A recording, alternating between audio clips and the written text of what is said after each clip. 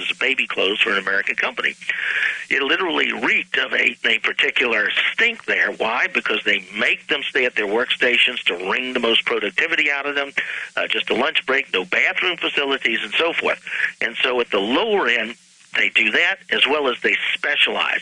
It used to be in American firms, American auto firm would have a brake division, so forth. Chinese are able to actually, because of the large population, actually have towns to specialize. Putian makes most of the sneakers, the tennis shoes in the world. Another one I think is called Jinju makes most of the neckties. Now, you may laugh at neckties and tennis shoes, but they also have towns that make most of the laptops in the world, and most of the cell phones in the world.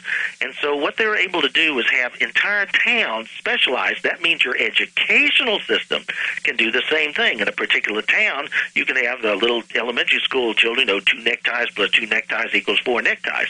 So when they get through school, they know more about that than any American student's able to do. And that's a feudalistic society to the extent that Israel is moving towards a smaller, wealthy class and a larger underclass. And also California, which often leads the nation in movements, is doing the same thing. The middle class is fleeing California because of the tax burden, but you have this small elite class and this growing underclass, which will be dependent upon the government. They will come to love Big Brother. So all of these things are signs of, like you said, a return to feudalism. And how does one become a noble? Well, to the extent that this is controlled, you don't become a noble. You can be groomed to be a noble if, unlike myself, you don't have any real values. As long as I was, asking the right questions, they sort of loved me. Doors were opening. But when I started questioning them and what they were doing, they don't come after you like, doing horrible things. They'll still smile at you, shake your hand, but you'll find out the doors that could be open to success aren't there. For example, I've had a lot of stuff in the past. I have a patent. I literally have a patent on a new tube design, like a toothpaste tube. It's an elliptical head. You squeeze the paste. It comes out in the shape of your brush. Got more publicity, New York Times, News Service, Los Angeles Times, newsmakers, all this sort of stuff, than the Weed Eater, probably. Where did it go? Nowhere. Why?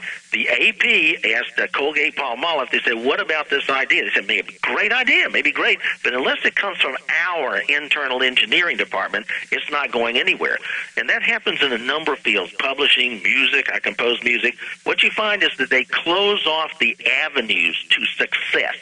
So unless you're like, they give you their imprimatur, you don't go anywhere. But if you're willing to play ball with them, like that 1904 book by Thomas Lawson said, if you're willing to play ball with them, you basically sell your soul to them, you will get success.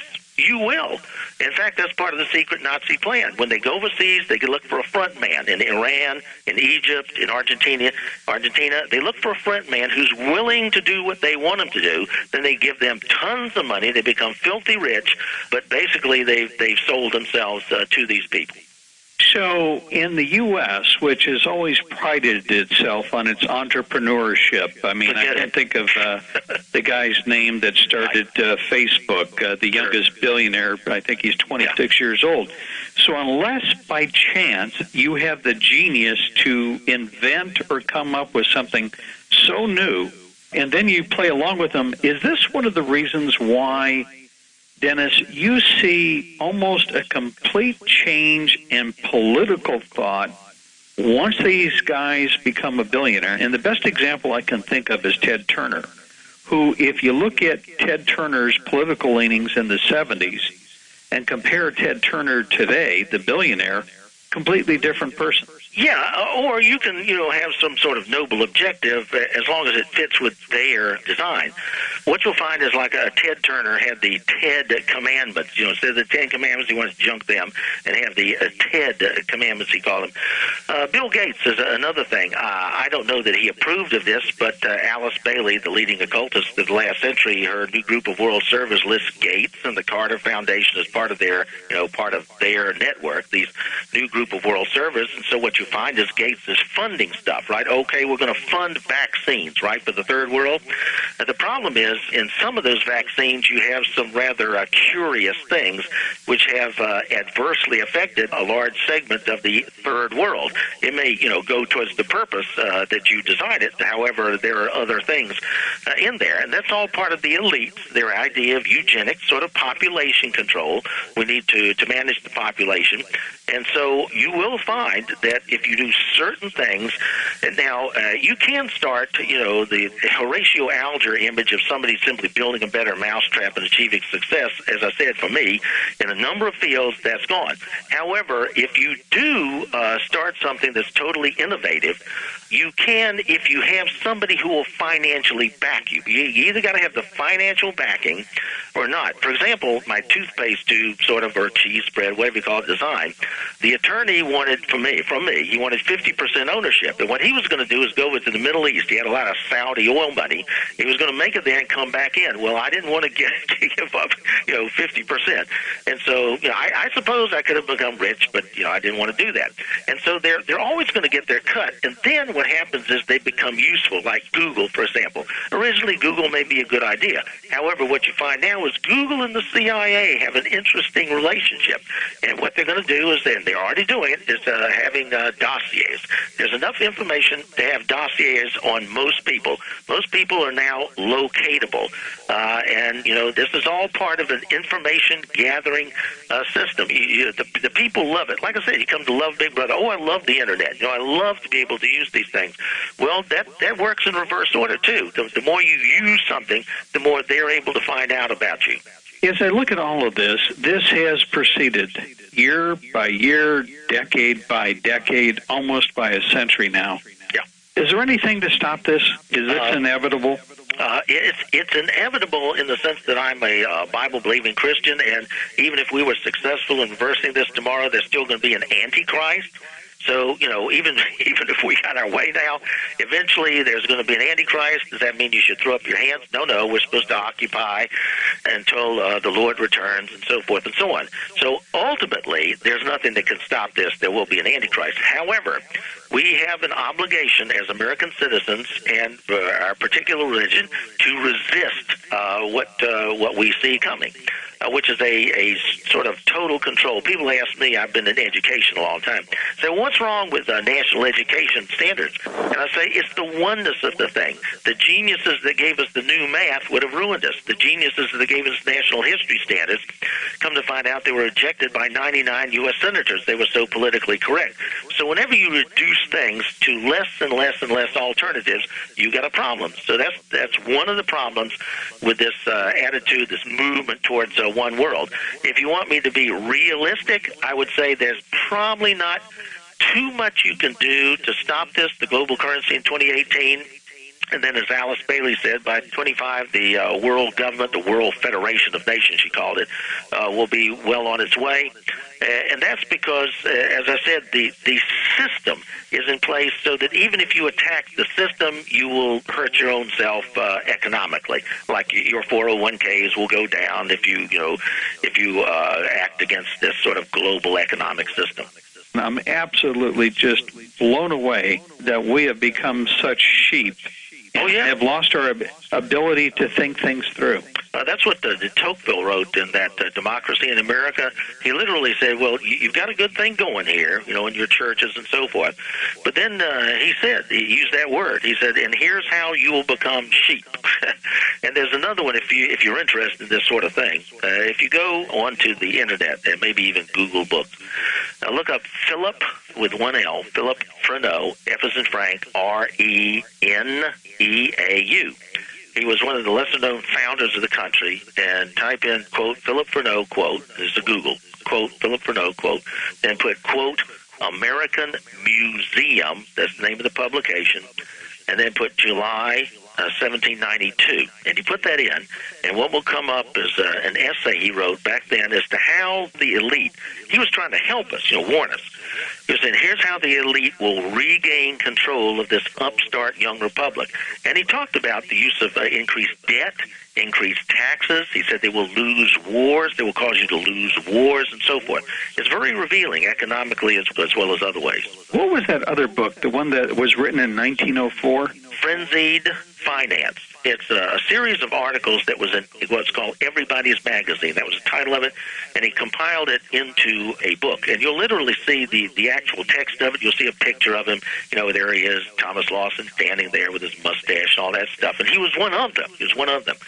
And it's sort of long, the compilation, but around page 10 or so, you'll see him. After he begins the book by saying, I'm not blaming these guys, Rockefeller and so forth, because if they weren't here, somebody else would be here. It's the system, and then he explains how it works. And then around page 10 or so, he talks about how, at a certain 11 o'clock, they make and break empires. And he's telling the story specifically of amalgamated copper, because that's what he was involved in.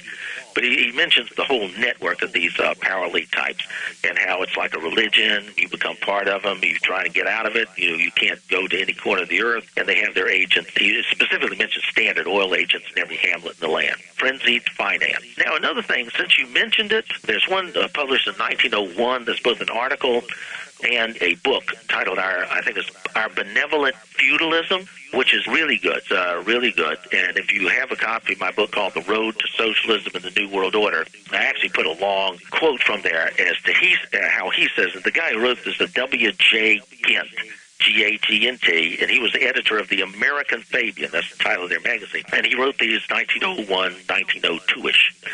And it's important because Jack London, the famous author, he said that against stuff is what the power elite are using for their model. And he would specifically describe how they would move us towards a benevolent feudalism. Wow. If you want a futuristic novel, there's one, Lord of the World, by a Robert Hugh Benson, 1907, Robert Hugh Benson, Lord of the World. And that's interesting, and I'll just real quickly say his background is that his daddy was the Archbishop of Canterbury, and the Archbishop's second wife's brother was somebody who helped co-found the Society for Psychical Research. And that wasn't just a bunch of weirdos. You had British Prime Ministers, Gladstone was in there, Balfour was in it, so on. And I think the kid, Robert Hugh, overheard some stuff. And so in 1907, he writes this book, Lord of the World, and he says in 1917, not 1916, not 1908, 1917, the communist movement will come to the fore. Then in 1989, there'll be the Western scheme of free trade, and then later in 1998, Minister of Youth and Asia like Jack Kevorkian and so forth. And he said this is how America would move towards socialism.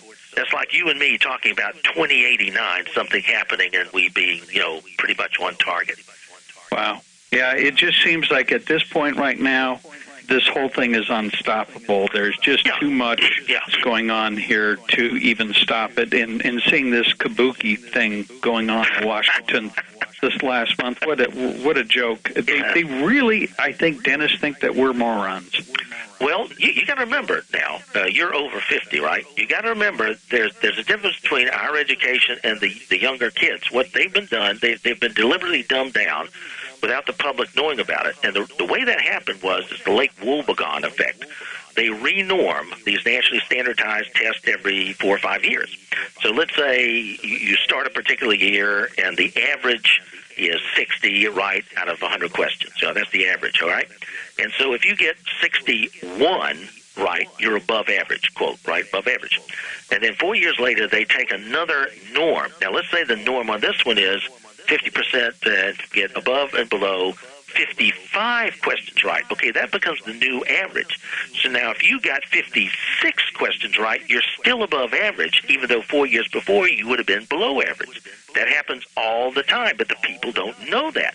So, Johnny comes home from school and says, oh, good, Johnny, you got above average. But Johnny is dumb. Johnny doesn't know anything, especially about economics. And so they've literally dumbed down the populace. I have an 1890s test, an 8th grade test to pass the 8th grade. I would bet most college students couldn't pass the thing. They couldn't pass it. Wow. It seems to me, and I can see this in reporters on television. Yeah. With either the president or they're in the financial press like CNBC, the questions they ask, I just look and I go, where did these people get their education? They're so stupid. Yeah, and that's by design. John Dewey, the father of progressive education, when it was in the Soviet Union, comes back in 1928, writes an article, December 5, The New Republic. And he says, the Bolsheviks are wonderful. They're undermining the church, undermining the family. This is a great thing. He comes back, and the NEA makes him a president of the society. And so the progressive educators by the 1950s had control